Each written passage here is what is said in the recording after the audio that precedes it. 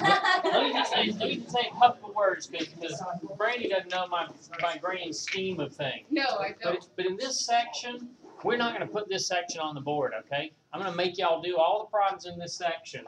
So for the hyperbolic section, it's all mostly just grunt work of algebra and taking derivatives of things. Like if you want to take the derivative of this is the same as 1/2 e to the x minus e to the negative x, right? You know how to take the derivative of that.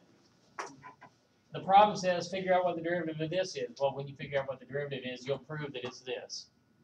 And so all of these are just grunt work derivatives for your practice, and we're not going to put them on the board. So for this section, 1, do it. 2, you're going to turn it in probably in 2 weeks, because this next Friday I've already promised you a quiz. A week from today I promised you a quiz on integration techniques.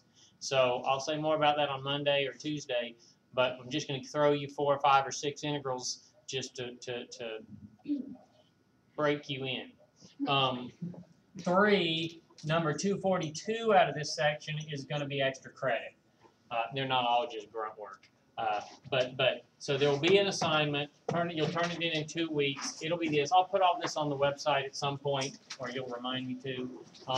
4, it'll count kind of like this quiz does for a couple of presentation grades, or I should say a maximum of a couple of presentation grades. Could count for 0 presentation grades if you don't turn it in.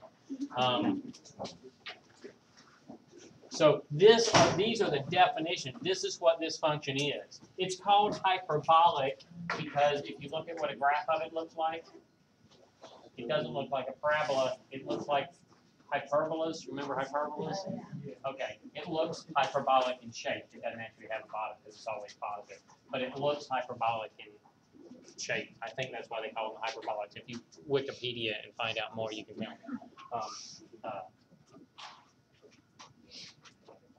So, questions there? Yes, Scorpio.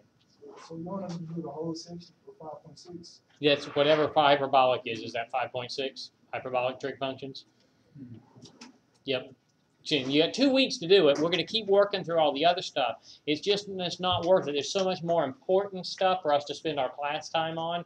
These are just functions that in engineering you run into all the time. You're supposed to know what the derivatives of them are. So I want you once by yourself to compute them, but it's not worth putting them on the board and taking up a week of time putting a bunch of things that are just taking the derivative of e to the x and doing the same kinds of things that we've already done, where you take the sine of both sides, you solve it, then you make this go away using this identity to be able to write it in terms of only x's. Something like that. Just like you did the inverse sine derivatives. And then when you did the integrals of them, it's just like you did the inverse sine integrals.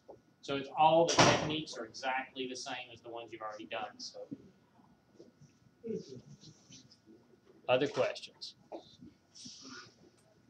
All right, stay off the streets. You should have enough homework to keep you busy for the weekend.